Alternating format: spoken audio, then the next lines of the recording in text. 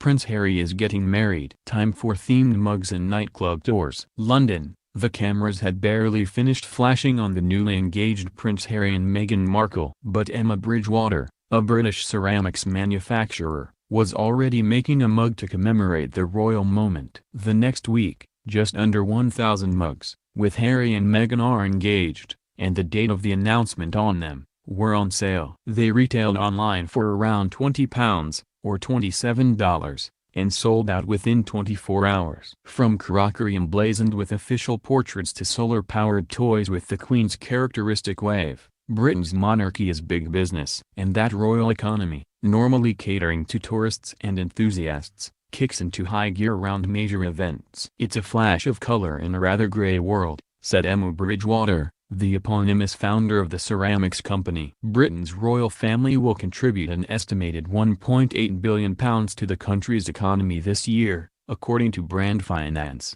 a consulting firm. The bulk of that was £550 million from tourism. Brand Finance estimates that travellers in town for Prince Harry's wedding, scheduled for the spring, will bring an additional £500 million next year. Roughly one-tenth of that amount is expected to come from merchandise sales. Enthusiastic collectors like Margaret Tyler are a discerning audience. A dedicated royalist, Ms. Tyler, 73, has filled her home in northwest London with commemorative items, including a copy of the East address that Kate Middleton wore during the announcement of her engagement to Prince William, and a little glass dish with a picture of Queen Elizabeth II that started her collection. One of her rooms is dedicated solely to Princess Diana, and another to the Queen, which she rents out for £75 a night. Insurers have valued her collection at £40,000. Continue reading the main story. I would like nice proper bone china stuff, Ms. Tyler said of the merchandise surrounding the latest royal wedding. I don't buy everything. I've got to like it. Royal fever is a capitalist tradition in Britain. Royal Crown Derby, a porcelain manufacturer,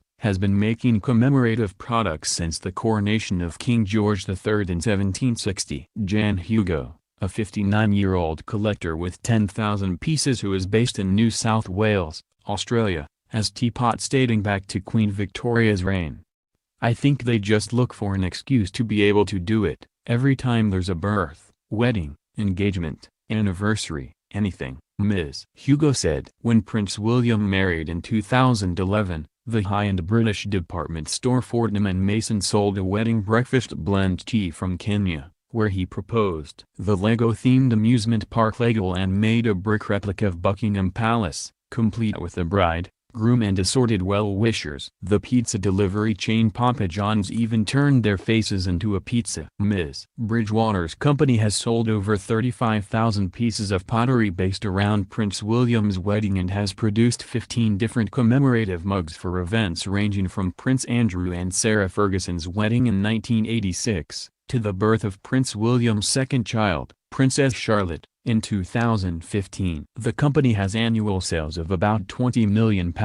The merchandise this time around is extensive. Ms. Bridgewater has another mug and tea towel planned for the wedding next year, as well as a mug to celebrate the third child of Prince William and Catherine, the Duchess of Cambridge, due in April. Royal Crown Derby has a series of designs in the works, like a £75 heart-shaped tray and a £150 octagonal plate finished in gold. The company began planning 4 months before the engagement was officially announced as gossip swirled in the British press. It is now waiting for specifics, such as whether Ms. Markle will use her given name, Rachel, to put the finishing touches on its fine bone china products. One of the things that the collectors insist is that it has that level of information and detail applied to the design, said Stephen Rowley, Royal Crown Derby's sales and marketing director. As royal fever grows, the company plans to hire an additional 10 to 15 people. It is also hoping to tap into heightened interest in the United States. Ms. Markle is American, to push its products in places like Bloomingdale's and Bergdorf Goodman. Tour operators and travel agencies are also gearing up. British Tours is putting together potential itineraries. The company already runs Kate and William tours, which follow the footsteps of the royal couple, visiting the town where they went to college and Westminster Abbey, where they married.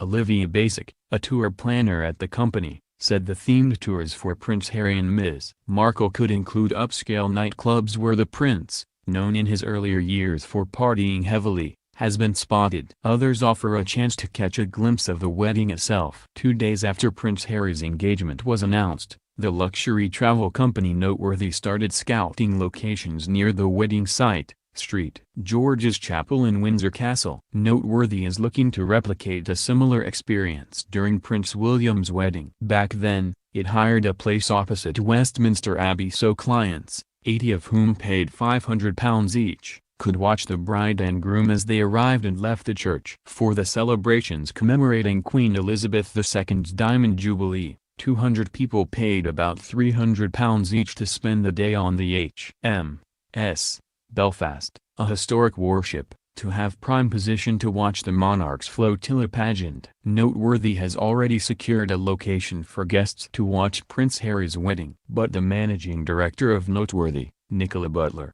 declined to say where. She said, however, that it had a view over Windsor Castle's Henry VIII Gate and was a space that a high-net-worth individual from the U.S. would be comfortable in.